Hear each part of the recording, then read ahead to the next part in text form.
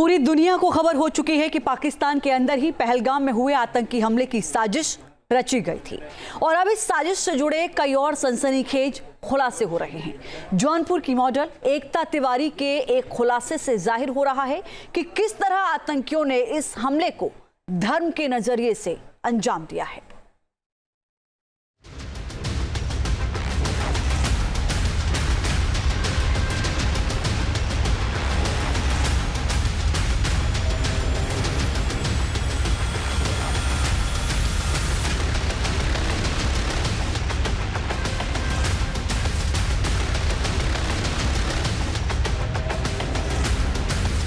पहले धर्म पूछा, फिर हमला बोला। आतंकियों की नापाक मंशा का खुलासा।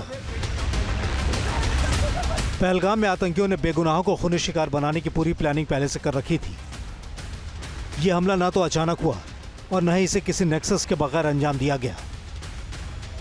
जो जानकारी सामने आ रही है उसके मुताबिक आतंकी अपने नापाक मंसूबों के लिए पहलगाम में कई दिनों से लगातार रेकी कर रहे थे और इसमें एक ऐसी जानकारी भी शामिल है जिसके सामने आने के बाद से सनसनी मची हुई है। यानी आतंकी अपने गुर्गों के जरिए पहलगाम आने वाले सैलानियों की धार्मिक पहचान हासिल करने में जुटे हुए थे।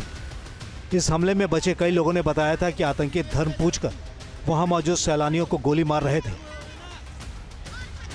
हमले से 2 दिन पहले उत्तर प्रदेश के जौनपुर की रहने वाली मॉडल एकता तिवारी भी अपने करीबियों के साथ पहलगाम में ही मौजूद थी। उन्होंने भी इस बात की तस्दीक की है कि खच्चरवाले के वेश में आतंकी सैलानियों के धर्म को लेकर रेकी कर रहे थे। एकता ने एक ऐसे ही खच्चर वाले की पहचान की है जिसने उनसे और उनके साथ पहलगाम घूमने आए लोगों से कुछ अजीबोगरीब सवाल किए थे।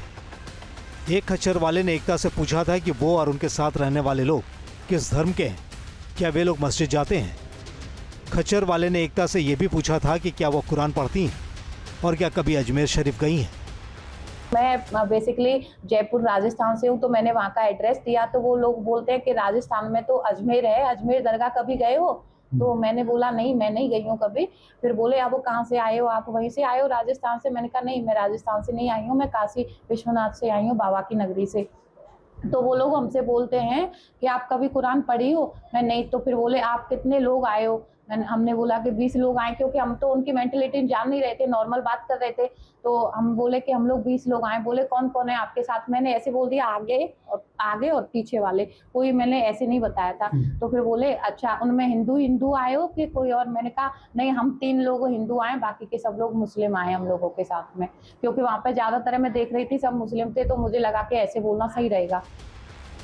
एकता का दावा है कि पहलगाम के संदिग्ध खच्चर वाले ने एकता और उनके साथ मौजूद सैलानियों पर कई तरह से धार्मिक दबाव बनाने की भी कोशिश की थी। हमसे बोलते हैं तुम कभी कुरान क्यों नहीं पढ़ी हो? मैंने कहा मैं कुरान नहीं पढ़ी हूँ, मेरे को उर्दू नहीं आती। तो बोले क्या ना, तुम किस धर्म को ज्यादा मानती हो? मैंने कहा मैं दोनों धर्मों को एक समान मानती हूँ। एक समान मानती हो तो कुरान क्यों नहीं पढ़ी हो? मैंने कहा मैं कुरान क्योंकि मेरे को उर्दू नहीं आती। आतंकियों ने पहलगाम में सैलानियों को निशाने पर लेने के लिए कई लेवल पर साजिशें रची थी। यहाँ तक कि खच्चर वालों के जरिए हथियारों की सप्लाई को भी अंजाम दिया जा रहा था। एकता की माने तो संदिग्ध खच्चर वाला फोन पर किसी से प्लान ए और प्लान बी की बातें कर रहा था। प्लान ए के मुताबिक ब्रेक फेल करने की बातें हो रही थी, जबकि प्लान बी के मुताबिक बंदूकों की सप्लाई की बातें हो रही थी। तो उसने एक फोन रखा हुआ था इतना बड़ा यहाँ पे अपने पैर में, जूते में। वो बार बार फोन कर रहा है, बार बार पूछता है फोन करके हेलो कि ये 20 लोगों का ग्रुप आया है, कार का ब्रेक फेल नहीं हो पाया। बार बार ये बात बोल रहा था, कार का ब्रेक फेल नहीं हो पाया। प्लान बी, अब 35 बंदूकें भेजाऊं, घाटी में रखी है और बॉक्स रखा है घास में, लड़का गया है ले लो। ये बात हुई थी। तो हम लोग वहां से वापस, हमने बोला कि हमें ऊपर नहीं जाना है, हमें वापस करिए। हम लोग ऊपर नहीं जाना चाहते। हम लोग जिद करने लगे तो वो हमें जबरदस्ती ऊपर ले जाने की कोशिश कर रहे थे। हम लोग जिद करके घोड़ों से उतर के नीचे आने लग गए थे। एकता का कहना है कि उनके साथ मौजूद लोगों ने जब खच्चर वाले की बातें नहीं मानी तो उन खच्चर वालों ने बदतमीजी भी करनी शुरू कर दी थी। एकता के फोन में उस संदिग्ध खच्चर वाले की तस्वीर मौजूद है, जिसके सामने आने के बाद पहलगाम के आतंकियों का नेटवर्क सामने आ गया है। खबरों के मुताबिक एकता के फोन में इस तस्वीर की बिना पर जम्मू कश्मीर पुलिस ने उस खच्चर वाले को दबोच लिया है और कार्रवाई शुरू कर दी है। Team news nation.